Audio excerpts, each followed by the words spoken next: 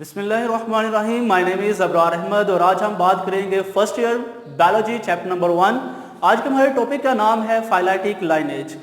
Phyletic lineage को अगर हम सादा अल्फाज में लेना चाहें तो हम इसको कह सकते हैं शजरे नस्ब, ठीक है, यानी कि आबाओ अजदाद का पता लगाना कि जो आज स्पीशीज इस दौर में मौजूद हैं ये कैसे कैसे इवोल्व हुई, ठीक है, इनके आबाओ अजदाद का पता लगाना और उनको एक तरतीब देना जो है वो फाइलेटिक लाइनेज कहलाता है, ठीक है। और इसमें एक भी जो स्पीशी है जो जहां से इवोल्व हुई है वो मिस नहीं होनी चाहिए, ठीक है। तो जो फाइलेटिक लाइनेज है दरअसल इसमें एवोल्यूशन का मुताला किया जाता है, इर्तिका का मुताला किया जाता है कि जो एक स्पीशी है वो कहाँ से इवोल्व हुई, फिर वो और कहाँ से इवोल्व हुई, फिर वो कहाँ से इवोल्व हुई। और अगर हम इसको सोन स्टडी करते जाएं तो बायो कहती है कि तमाम जानदार आज इस दुनिया में जितने भी जानदार मौजूद हैं अगर हम इनके आबाओ-अजदाद का मुताला करते जाएं, स्टडी करते जाएं तो सब जाके लास्ट पे एक ही जानदार से मिलते हैं, ठीक है।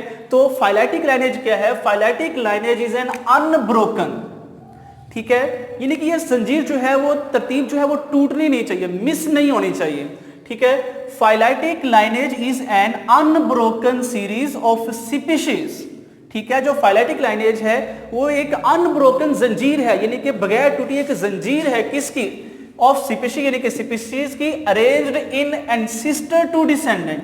एंसेस्टर कहते हैं आबाओ अजदाद को और डिसेंडेंट कहते हैं जो उनके बच्चे यानी कि आगे जो नस्लें पैदा होती हैं, ठीक है। तो जो फाइलेटिक लाइनेज है वो एक तरतीब है, एक जंजीर है जो आबाओ अजदाद से किसकी तरफ आती है? अपने बच्चों की तरफ या अगली नस्लों की तरफ।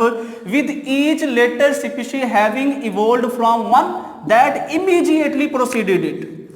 इमीडिएटली यानी कि फौरन, ठीक है, यानी कि फाइलेटिक लाइनेज में दरअसल क्या है कि ये एक तरतीब है जो आबाओ अजदाद से उसके बच्चों की तरफ यानी कि अगली नस्लों की तरफ जाती है और इसमें जो एक स्पीशी है वो फौरन उसी के बाद आनी चाहिए जिसने उसको पैदा किया है। मिसाल के तौर पे अगर हम ABC को लेते हैं तो A, B, C, D, E इस तरह से तो A के बाद B ना के सीधा C आ जाए, क्लियर, यानी कि जो एक स्पीशी है जिसने उसको पैदा किया वही नाम आना चाहिए, ना कि अगली नस्ल का नाम आ जाए, ठीक है। तो फाइलेटिक लाइनेज में ये एक तरतीब बनाई जाती है, एक तरतीब होती है जिसमें ये देखा जाता है कि जो आबाओ अजदाद हैं उससे कौन सी नस्ल पैदा हुई, फिर उससे कौन सी नस्ल पैदा हुई, फिर उससे कौन सी नस्ल पैदा हुई और इस तरह से हम इसका क्या करते हैं? मुताला करते हैं।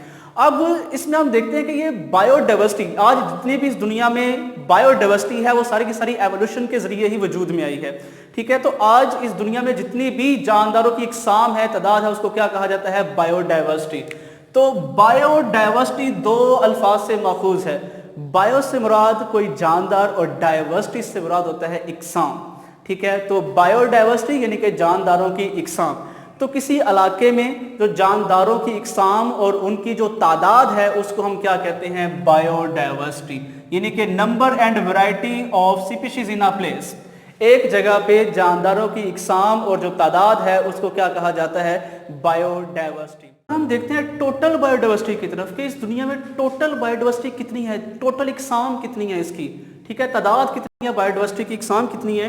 तो टोटल बायोडाइवर्सिटी, ठीक है, तो साइंटिस्ट अंदाज़ा लगाते हैं कि तकरीबन इस दुनिया के अंदर इस स्यारे ज़मीन में तकरीबन 5 से 30 मिलियन स्पीशीज़ मौजूद हैं, लेकिन उनमें से सिर्फ हमें जो है वो 2.5 मिलियन जो है वो हमें पता चला है, ठीक है, कि उनकी शिनाख्त हुई है सिर्फ तकरीबन 25 लाख स्पीशीज़ की। बाकी जो है वो अभी अनआइडेंटिफाइड है, अभी तक उनकी पहचान नहीं है। लेकिन जो एस्टीमेट है कि तकरीबन 5 से 30 मिलियन है, लेकिन जो अभी तक आइडेंटिफाइड है वो कितनी है? 2.5 मिलियन।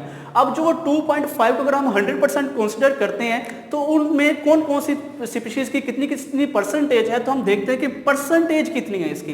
तो जो इंसेक्ट्स हैं यानी कि जो हशरात हैं वो टोटल का यानी कि 2.5 मिलियन में तकरीबन वो कितने हैं? 53.1 मिलियन, सॉरी 1%, ठीक है।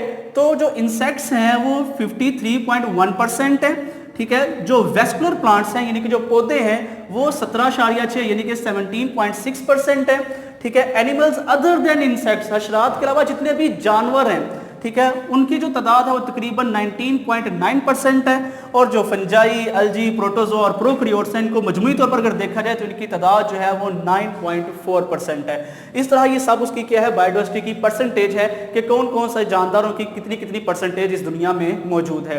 तो अगर हम फाइलेटिक लाइनेज को मजीद देखते हैं तो फाइलेटिक लाइनेज को स्टडी करने वाले साइंटिस्ट कहते हैं, यानी कि जो एवोल्यूशन की स्टडी करते हैं, वो कहते हैं कि अगर हमें इस दुनिया में जितने भी जानदार आज मौजूद हैं उनके आबाओ अजदाद की हिस्ट्री मिल जाए, ठीक है, अगर हमें उनके फॉसिल रिकॉर्ड मिल जाएं तो हम ये चीज़ साबित कर सकते हैं कि आज इस दुनिया में जितनी भी स्पीशीज पाई जाती हैं वो सारी की सारी एक ही स्पीशीज से इवॉल्व हुई हैं, ठीक है, यानी कि उन सब के आबाओ अजदाद क्या हैं, एक ही हैं, ठीक है। इसकी एग्जांपल एक ट्री की तरह देते हैं कि जिस तरह नीचे स्टेम एक ही है लेकिन ऊपर मुख्तलिफ तरह की ब्रांचेज हैं, अगर वो सारी ब्रांचेस पीछे से इकट्ठी होती जाएं तो लास्ट पे एक ही ट्रंक पे आती हैं, एक ही स्टेम पे आती हैं, ठीक है। लेकिन हमारे पास वो रिकॉर्ड मौजूद नहीं है क्योंकि हिस्ट्री के अंदर कुछ ऐसे भी जानदार आए इस दुनिया में जो सॉफ्ट बॉडीड थे, यानी कि उन्होंने अपना रिकॉर्ड नहीं छोड़ा फॉसिल की सूरत में, जिसकी वजह से ये जो सारा ज़मीन है हमें मुकम्मल जो इसकी एविडेंस है वो नहीं देता, लेकिन फिर भी हमारे पास कई ऐसे एविडेंस हैं जो इस चीज़ को साबित करते हैं कि एवोल्यूशन